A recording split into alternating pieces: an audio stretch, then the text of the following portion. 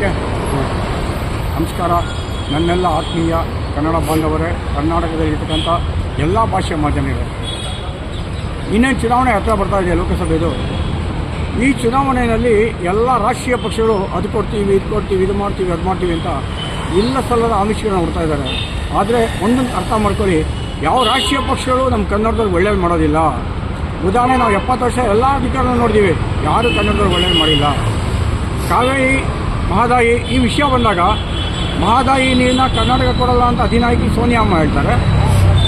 ಅದೇ ರೀತಿ ಮೇಕೆದಾಟಿಗೆ ನಾವು ಪರ್ಮಿಷನ್ನೇ ಕೊಡೋದಿಲ್ಲ ಅಂತ ಮೋದಿ ಸಾಹೇಬ್ ಹೇಳ್ತಾರೆ. ಹೀಗಿದ್ದಾಗ ನಾವು ಯಾರು ನಂಬಬೇಕಾಗಿದೆ? ಸದನದಲ್ಲಿ ಯಾರು ಧ್ವನಿ ಎತ್ತಾರೆ? ನಾವು ಕಲಿಸಿರ್ತಕ್ಕಂಥ 25 ಜನ BJP ಸಂಸದರು ಯಾರೂ ಇದ್ರ ಬಗ್ಗೆ ಮಾತಾಡಲ್ಲ, ಚಕಾರ ಎತ್ತಲ್ಲ. ಇಂತಹ ಒಂದು ದಮ್ಮು ತಾಕತ್ತೆ ಅವ್ರಿಗಿಲ್ಲ. ಹಂಗಿದ್ದಾಗ ನಾವು ಯಾರನ್ನ ಆಯ್ಕೆ ಮಾಡಬೇಕು ಅಂತ ನಾವು ಯೋಚನೆ ಮಾಡಬೇಕು. ಅದರಲ್ಲೂ ಬೆಂಗಳೂರು ದಕ್ಷಿಣದ ಪ್ರಜ್ಞಾವಂತ ಜನ ಯೋಚನೆ ಮಾಡಬೇಕು.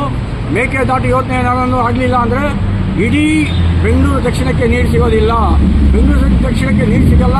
ಮಹದಾಯಿ ಯೋಜನೆ ಆಗಲಿಲ್ಲ ಅಂದರೆ ಅಖಂಡ ಕರ್ನಾಟಕ ನೀರಿನ ತೊಂದರೆ ಅನುಭವಿಸಬೇಕಾಗತ್ತೆ. ಆದ್ದರಿಂದ ಜನ ಯೋಚನೆ ಮಾಡಬೇಕು. ನಮ್ಮ ನಾಡು ನುಡಿ ಬಗ್ಗೆ, ನಮ್ಮ ಜಲದ ಬಗ್ಗೆ ಯೋಚನೆ ಮಾಡ್ತಕ್ಕಂಥ ವ್ಯಕ್ತಿ, ಸದನದಲ್ಲಿ ಮಾತಾಡೋಂಥ ವ್ಯಕ್ತಿ ಡೆಲ್ಲಿಗೆ ಹೋಗಿ ಕೂತ್ಕೋಬೇಕು ಅಂದರೆ ನಾವು ವಾಟ ನಾಗದೇವನ ಗೆಲ್ಲಿಸಿ ಕಳಿಸ್ಬೇಕು.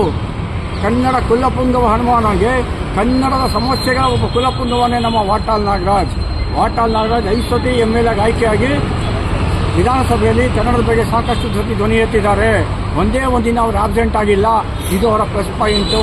ಆದ್ದರಿಂದ ನೀವೆಲ್ಲ ಯೋಚನೆ ಮಾಡಿ ಕನ್ನಡ ಕುಲಪುಂಗ ವಾಟಾಳ್ ನಾಗರಾಜ್ ಗೆಲ್ಲಿಸಬೇಕು ಅಂತ ತಮ್ಮಲ್ಲಿ ಕಳಕಳಿಯಿಂದ ಕೋರಿಕೊಳ್ತೇನೆ. ಧನ್ಯವಾದಗಳು.